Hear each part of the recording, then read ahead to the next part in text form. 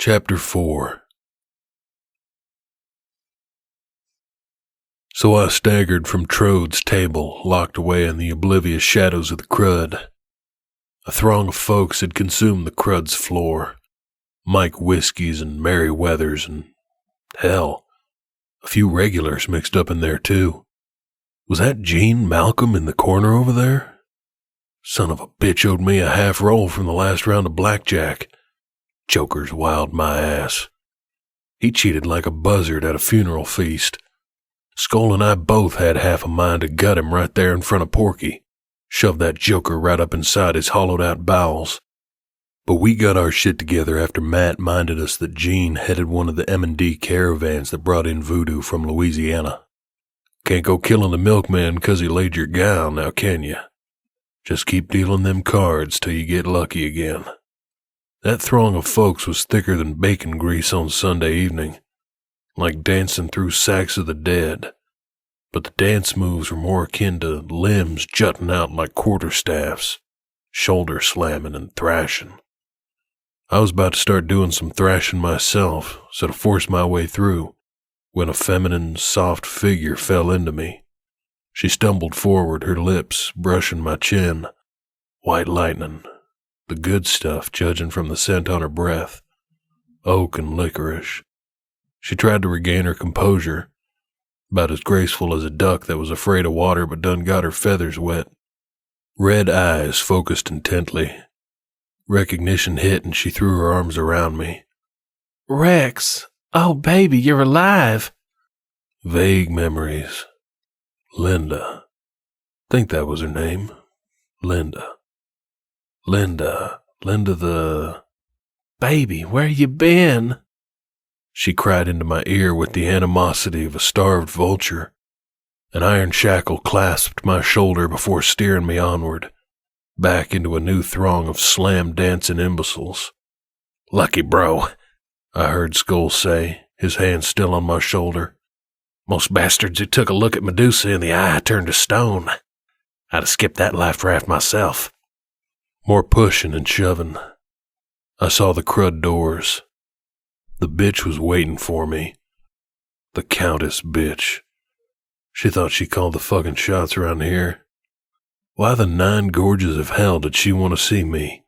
Some spoiled towny bitch who got the drop on a community to wind their cords to her figurines.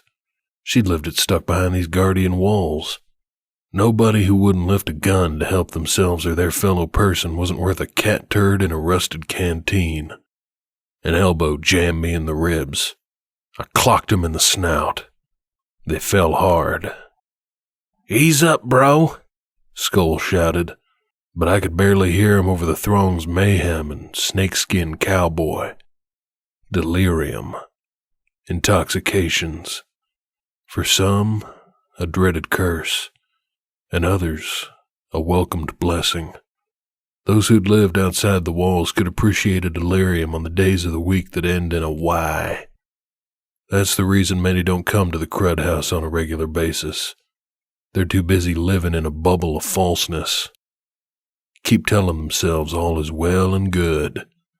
Leave the dirty, rancid work up to people like me and my brothers. The Countess? Hell, she won't touch a weapon of any sort. But she ain't got no qualms in hiring out us to protect her little Eden. Another woman parted the crowd. She was short, but possessed the wrinkles of age. Asian descent, maybe? One of them zipper heads? They tried to kill my brother. She waltzed right up to me, a mystic in gossamer, wrapped lizard-thin arms around me. Rex, about last time. We good, baby? I said something. Maybe I said, "You commie bitch can suck my Johnson." Or maybe I said, "Get out of my country, you red flag waving bitch."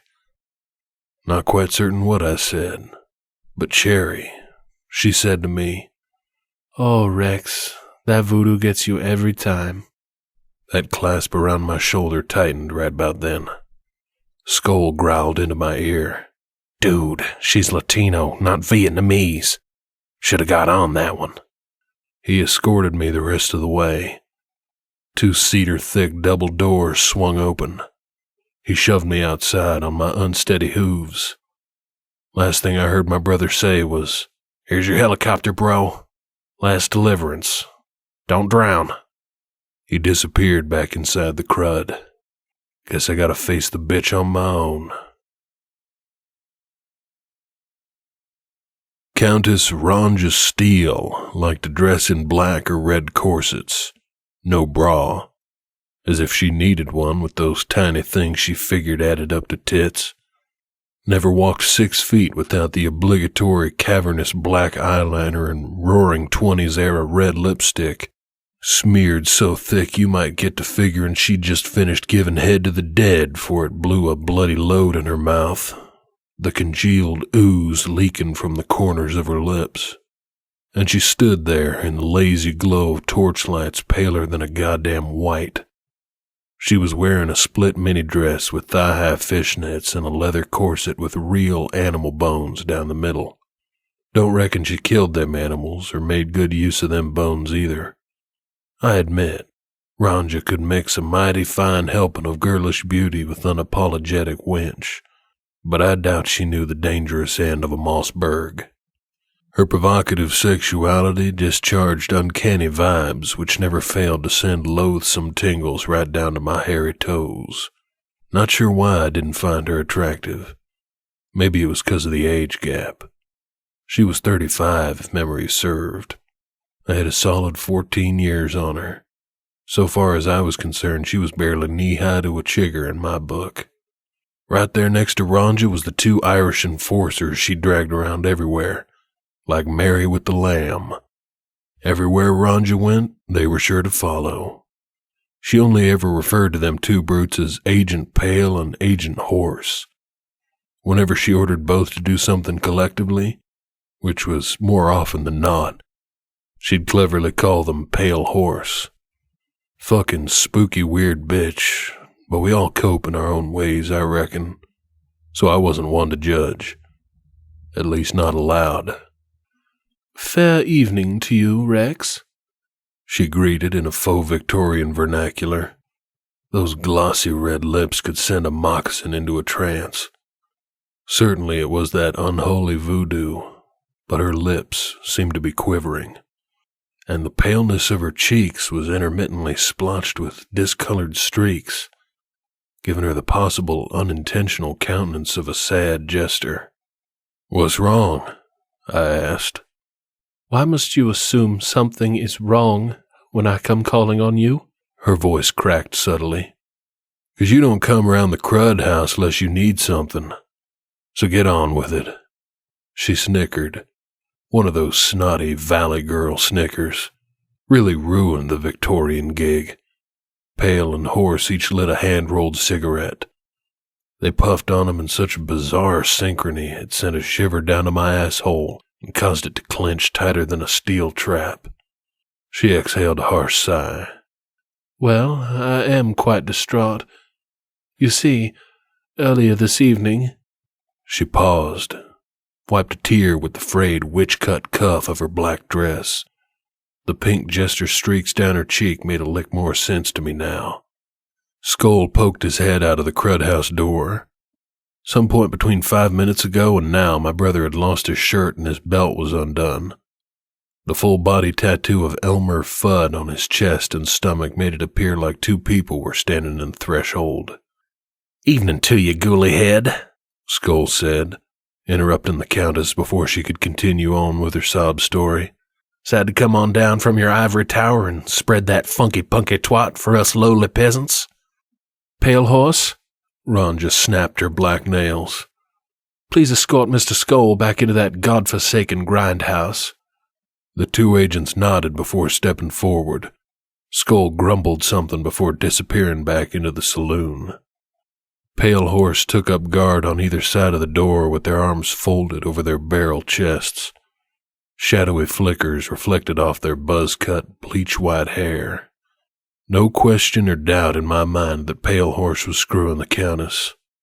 What did bring on morbid curiosity was if while they fucked her, did they still remain zombified creeps who did everything in unison? A couple hours ago, Rusty really got upset with me, and he ran off to his grandmother's house. He should have been home by now. I need you to bring him back. His grandmother's isn't more than an hour ride, just past Kaufman's Road up 167 North. That voodoo that you do. Oh, manna and black licorice, too. Rex, listen to me. Right. Yes, your boy. What's his name? Rudy. Rusty. That's right. Rusty. Rusty Steele. Rusty Steele like he got left in the Kentucky rain too long. And he went to visit Granny. Find my son. Bony fingers and a flash of black nails. Lightning struck my cheek and left behind a lingering burn. Voodoo sloshed through my squirming gut. An ache in the back of my skull. Like a steady pickaxe splitting my brain. And thoughts of them hell-bound Charlie balls and their poor goddamn half-eaten victim. And Richard's fall down the ravine of death. Just want to tie a good one on. Slip into that oblivion where I could pretend it was 1958 again. Merle Haggard was still kicking, and the whiskey-soaked sawdust of the armadillo honky-tonks in Waco smelled like sweet molasses and great escape from the wicked world. But only the potent, poisonous stench of Ronja's perfumed, saturated breast filled my nostrils. What was that scent? Burnt roses and worm-eaten grease rags? Could barely taste the remnants of the voodoo in the back of my throat. Needed another round. To hell with your boy, I said. Ain't no goddamn babysitters around here. Shouldn't have held his hand tighter or kept your tit in his mouth. She wiped something off her cheek. Or maybe the torches were making her mascara run. She looked away, knuckling her eyes. I felt a small tinge of shittiness. Didn't mean to make the bitch cry. My right ought to think about apologizing, except I remembered why I hated her so much. The Countess was a fake. In the previous world, she was a senator's wife.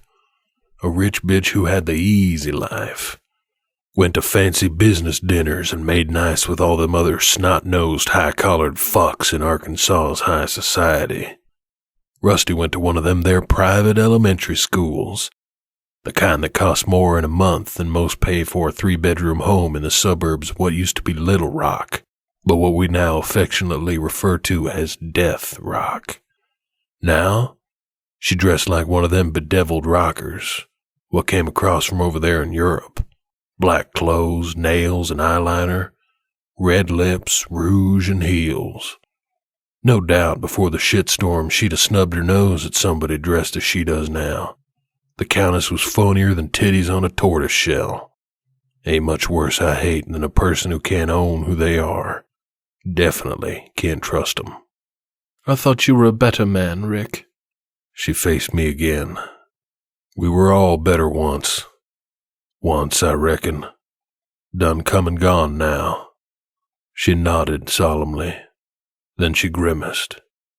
If you don't find my son, then you and your brothers can leave this town tonight, and don't ever return. Well now, listen to this. Them little titties were full of grit. From behind came footsteps causing me to wheel around. Pale Horse's forearms reached out. My balled fists hammered until one was caught in an iron grip. A branch-thick forearm deflected my other fist. Next thing I knew, I was sailing for the dirt, chin scraping hard earth. Both my arms twisted round my back. Done been hog-tied. Find my son, the Countess ground out in an exasperated tone. She perched over me, brimming with the veracity of a raven. Her stilettos like the gristle of birds' feet. Crud doors flung open with a shudder before Skoll stepped out. He gripped a derringer in one meaty fist and swung it between Pale and Horse. Step away from my man. Pale and Horse must have done what my brother asked, 'cause my arms were released. I turned and got to my feet. A few feet from me now stood the Countess. I leveled my gaze at her. Ain't nobody's bitch. Don't ever bark no orders at me again." She lifted her chin in defiance. "You and your brothers work for me." "We work for the people of Grot Hill," I pointed. "Not you. Private contracts." "I am the people of this town.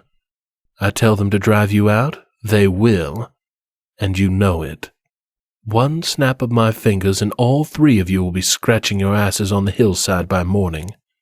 "Let me take 'em out, bro," Skull said, still pointing the gun between pail and horse pendulously. "Then you break her neck, smear some shit all over the scene and say the germ got 'em." I looked at the Countess, scratched my scraggly beard. Hell, I was giving Skull's idea some damn fine consideration. She returned the heated look. "Rusty should be back by now." She shook her head. "I know something's wrong. Call it mother's intuition. Something happens to him, you won't have to break anything. I'll take myself out." Skull snorted. "She's bluffing. Let's waste 'em." I narrowed my eyes at the Countess. She smiled. "Rusty is the last of my family. If he dies, I got nothing." I stepped toward Skull and put a hand on his outstretched arm. "Lower your weapon." With a lift of my chin, I gestured to the Countess. "We'll find your boy." Ranja snapped her fingers at Pale Horse. As she retreated back to her private quarters, torchlight bounced off her tight, pantyless ass, visible through the splits of her black mini-dress. Tearing myself away, I intended to return to my state of defilement within the crud, but at the double doors I spun around. "Why us? Why not send one of your goons?"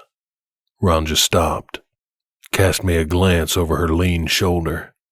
"He wants to grow up and be like one of you. You have to tell him about the life." I groaned. "I won't lie to him." "You excel at many things, Rex, but dissimulation is not one of your fortes."